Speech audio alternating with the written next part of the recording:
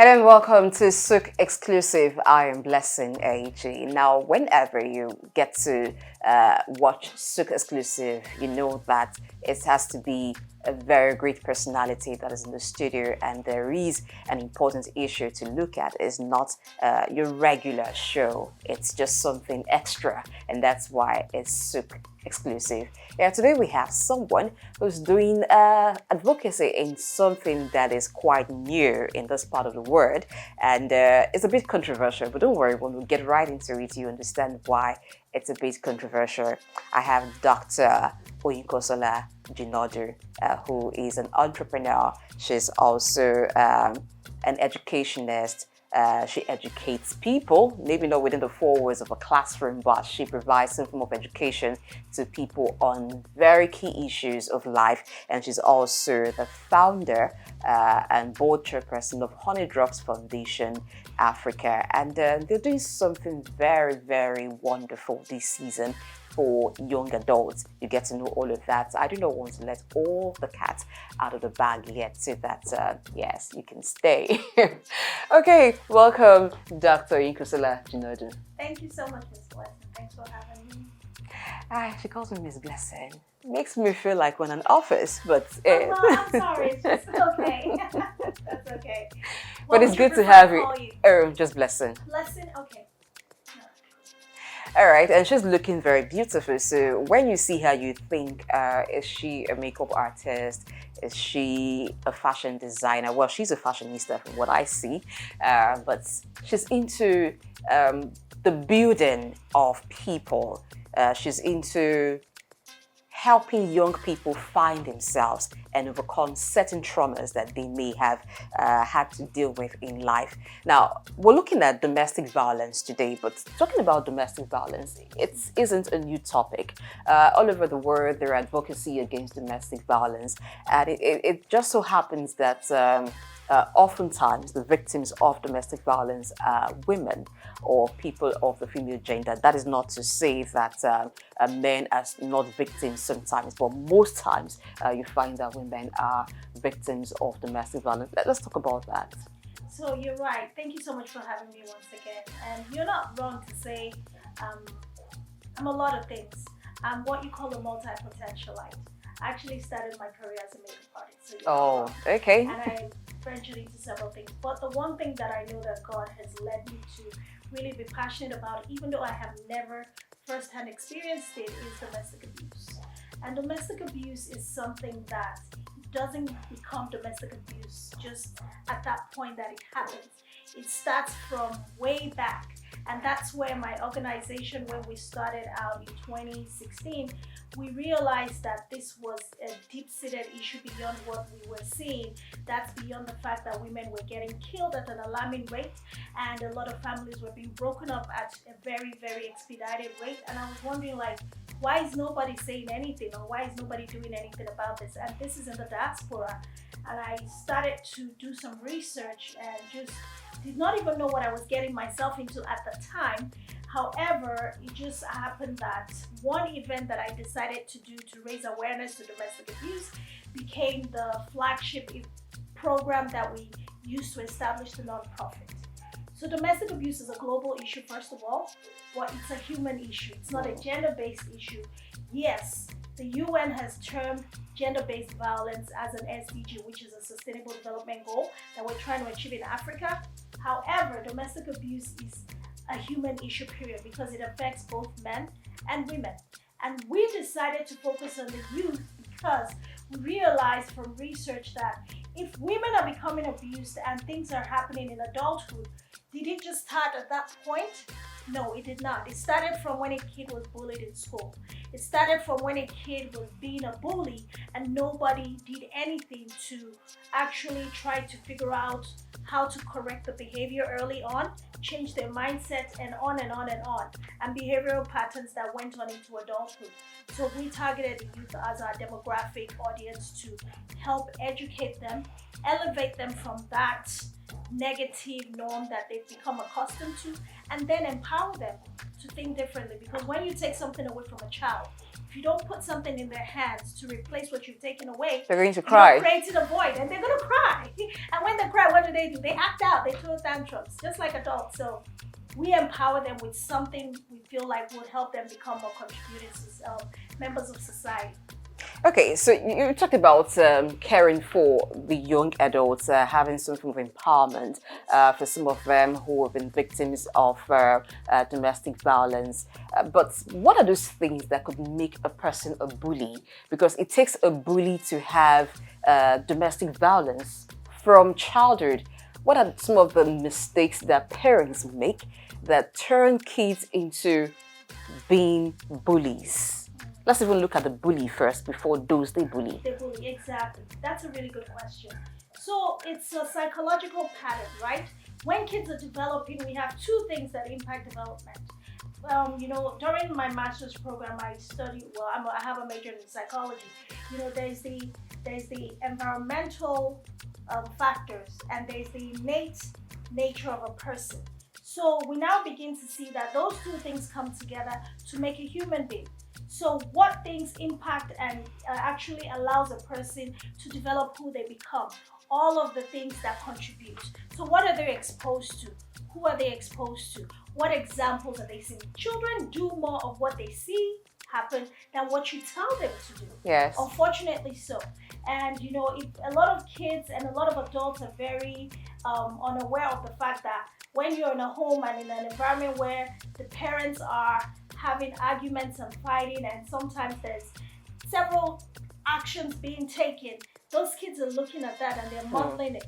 And it's actually going into what we call their long-term residual memory, and it eventually forms who they become without them even actively wanting to be that person.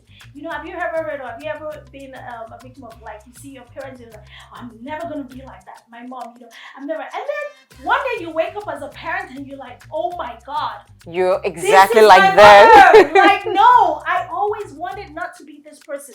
That is the human. That's just the way we all are, and that's the way it is for kids as well. So I'm not saying that every child that is a bully comes from a home that bullying is modeled, but they're exposed. And then when those behavioral patterns begin to show up, whether in the home, whether they picked it up in the home or not, when those patterns begin to show up, a lot of parents will excuse it away as like, oh, he's just being a child. Or they will try to correct the behavior in an aggressive way, thereby reinforcing the aggression on that child. So it's a very weird dynamic, but usually it happens from when a child is born, and you have nature versus nurture. The nature is the person, that's who they are, the genetics, and the nurturing is the environment, the influences, the experiences, the things that we allow them to watch, the things that we allow them to see. So yeah. Okay, let's talk about nurture. Because it takes a community or an entire village to raise someone. That's the belief in Africa. So a child is growing up in a home and begins to exhibit tendencies of a bully. Maybe in school it is observed, and then the teacher tells the parents, oh, this child is acting out, and there's certain things that he should or shouldn't be doing, especially when they're angry. But there's this thing between teachers and parents. They don't seem to agree a lot when it comes to how to raise children. It's either the parents are saying, oh, it's none of your business, it's my child. All you need to do is provide education, or you cannot discipline. So how do we handle nurturing of children? That's a good question, because actually in the US, my career started out as an educator in the classroom, actually. Oh. I taught in the classroom for about 7 years. So I was totally right when I said she's an educationist. I taught in the classroom for about 7 years, and one of the things that I experienced then is what you're talking about.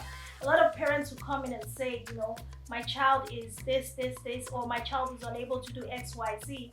For me, having an African orientation, like you said, it takes a village. I'm like, no, that should not be the case. You and I should work together. However, as a parent, I'm a huge proponent of the fact that your child's education starts from the home, holistically, not just the academics, right? The academics is math, English, science, and all that good stuff. That does not make the human. Those are just skills that they acquire over time to do and be stuff in society. But the human himself, herself, has to be educated from the home. work ethic, behavioral philosophies, principles, all those things, spiritual nature of that child, what they believe in, how they conduct themselves. It is a complete responsibility of the parents. Now, when it comes to interacting with educators, a lot of parents are extremely ignorant and they just feel like they are, I don't know. And I tell a lot of parents, I'm like, you're just setting this child up to fail. And at the end of the day, when it gets to the end of the line, it's too late for you to correct it. So while you're fighting me as the enemy, like I'm coming against you and your child, you should be teaming up with me as your partner, helper, to help you. Because really, I can educate your child in isolation. Whether he learns or not, that's on, it's okay, it's neither here nor there, and just ignore. But educators that really care, they would want to address the whole person, who they're becoming, and who they are in class and in school and at home. So a lot of parents should actually be more, like I tell my kids' teachers, I'm like, look, I know in America you're not allowed to whoop kids, but look, if you need my cell phone, just text me, and they know. I have 3 boys, I show up and I'm there. Like I've taken extreme measures because kids are kids, and I'm not one parent to say, oh, my kids are perfect. No, they're not. I've had to be in school with my kids and I sit in the classroom, I'm like, okay, we're going to school together today. How do you feel about that?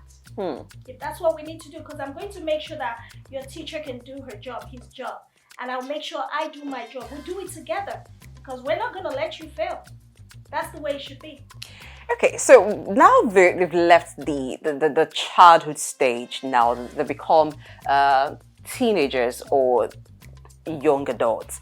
There's this thing you talk about, or people are beginning to talk about, in regards to domestic violence, teen dating violence.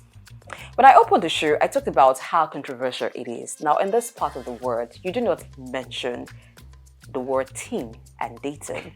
They're like 2 words that should not be in the same sentence, because it's assumed, oh, at the time you should focus on your education, focus on getting your life set, but not talking about dating. Many parents would not want to hear their 15-year-old, your 16-year-old is in a relationship.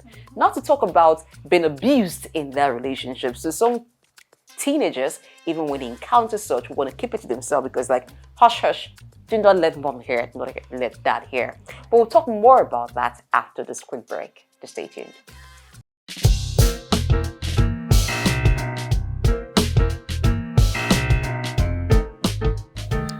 My name is Okole Maxwell. Lagos is a center of excellence.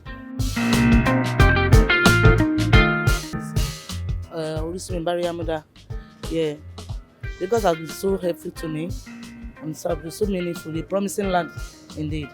So I've never been regrets being in Lagos. My name is Femi. Lagos is the land of opportunity for me. I joined to Lagos a few years ago for work, and it's been leaps and bounds since then. I like the fact that it has opportunity for people to grow. If you are smart enough, you can get as high as you need to get to. All right, many thanks for staying tuned to Souq Exclusive, and we'll still have Dr. Oyinkansola Jinadu in the studio. She is an entrepreneur and she's also the founder, board chairperson, Honeydrops Foundation Africa. And she's here talking about domestic violence. And now we've gotten into teen dating violence. Ever heard of that before, where it's been a concept that handles the troubles, the violent troubles that teens encounter in their relationship? Now, before we went in that break, I did say that something like that is not much talked about in a place like Nigeria because of some cultural issues, how parents want to frown at their teens being in relationship, but it is a reality that a lot of teens are in relationship. So, Oyinkansola, talk to me about teen dating violence. How did we get to that part that a kind of concept has been carved out to handle violence in teen relationship? Isn't that like encouraging what should not be? I think it's the reverse, because when you look at kids in school from when they're young, right, they're interacting with one another. And I mean, I guess given the evolution of humans, you see that puberty sets on earlier than we experienced it. Like we have kids at 9, even 8, getting at least starting puberty in a lot of cases. So now that means their brain, the chemistry in their brain, their body is evolving, is shifting. But let's leave that alone. Let's look at the results that we're getting. And if it's working so far, that's good. We can keep doing it. We have kids under 12 getting pregnant. We have 13-year-olds getting pregnant. Mothering children, actually, because they were pregnant, they didn't even know they were pregnant because they got engaged in sexual activity. Some of them were raped and abused, and they just woke up one day, saw things happening. They didn't even understand. All of a sudden, boom, they're having a baby. And so if this is what we're getting, how is that working out so far?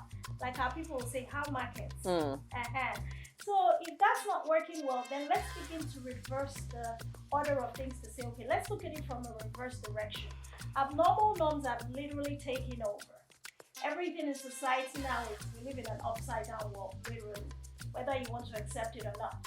But the sooner we accept that reality, especially in Nigeria, which is why I was so motivated to say, okay, I think this is a good time for me to come home and establish this and introduce this to our community. Teen dating is a reality. Whether Nigerians or Africans want to talk about it or not, it's happening at a very alarming rate, if I do say so myself, given the level of poverty, which also instigates the high incidence of those relationships. Because when there is a high poverty rate in a nation, parents are put out there to hustle more to make ends meet. Kids are caught between the cracks of not being supervised at all times or even left to fend for themselves. And how do they do that? They just take on whatever is thrown at them, whether it's right or wrong. They don't know, and then they accept it as the norm. Now, when we talk about the violent part of it, when we look at our society and the way things are done, kids in schools, they go through bullying and all these things. It's like, even you look at all these, what do they call them? All these cliques and girls against girls and, social media. It's cool for you to use certain words on yourselves and insult each other and talk to each other in a very downgraded way. And it's normal. Now they get in these relationships with these so-called boys and girls, and it's like, the things that the boys have seen modeled to them as that's the way a man is, you're masculine. If she talks to you anyhow, give her a slap, that kind of thing. And then to the females is like, sometimes they are on the giving end as well. Because now it's like, I can't take any rubbish from any man. That's the way I've seen my parents, and then they want to repeat that. So now violence is coming from left and right. Both the male and the female are perpetuating it. Unfortunately, both the male and the female are also receiving it. And the ones that are on the receiving end, unfortunately, take it as normal. Oh, he hit me. Oh, he loves me. He didn't mean to. He loves me so much. That's the way, a man shows that he loves you, when I get out of line. And I've even heard it say, oh, some females, if you don't hit them, they don't feel like you're man enough, you're strong enough. I'm like, oh my goodness. Very negative theories. Exactly, abnormal norms. Or he's so possessive, he's very jealous. Oh, he talks down at me. He says certain things to me. He calls me out of my name. That means he cares. No, he does not. That's not love. And if, those things we really need to educate. And that's where we come in, because it's happening right in front of us. So whether we choose to address, it's like saying whether the government chooses to address global warming or not, it is happening right before our eyes. And if we don't step in and try to at least prevent it or at least change the cycle for those kids, we're just going to end up with more of the same. Domestic violence victims, we're going to end up with more of the same. Fathers being taken out of homes and put in jails, and now we have single parent homes. We have broken families, even if they're not single parent homes. Now we have this dysfunction being repeated over and over and over. But it doesn't just start from when they get into adulthood. It doesn't just start from when a man and a woman gets married. It starts from when that young boy, that young girl starts doing or understanding certain ways and accepting it, or being certain things that society's like, oh, it's normal. Or it might not be normal, but nobody's really paying attention.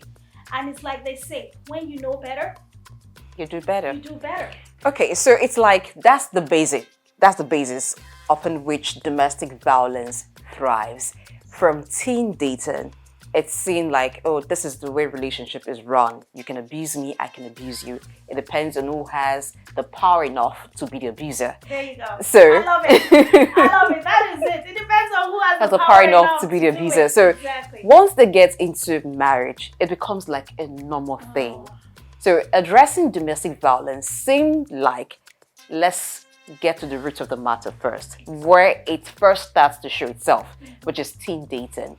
But for your foundation, taking this up as a key issue, how's the reception like when you put teens together, when you get into schools and you say, we want to talk to your teens about this, we want to educate them and even find out those who have been victims, how we can help them. What's the reception like? So for me, I guess being an educator, I taught middle schoolers, teenagers, that very interesting age where they're confused and they're like nice to you one day, they're horrible to you the next day, and they don't know who they are. And then you see them 2 years later, they're so wonderful, and I'm like, where was this child when you were in my classroom? But that's such a critical age. But the thing I've found is being able to meet kids where they're at.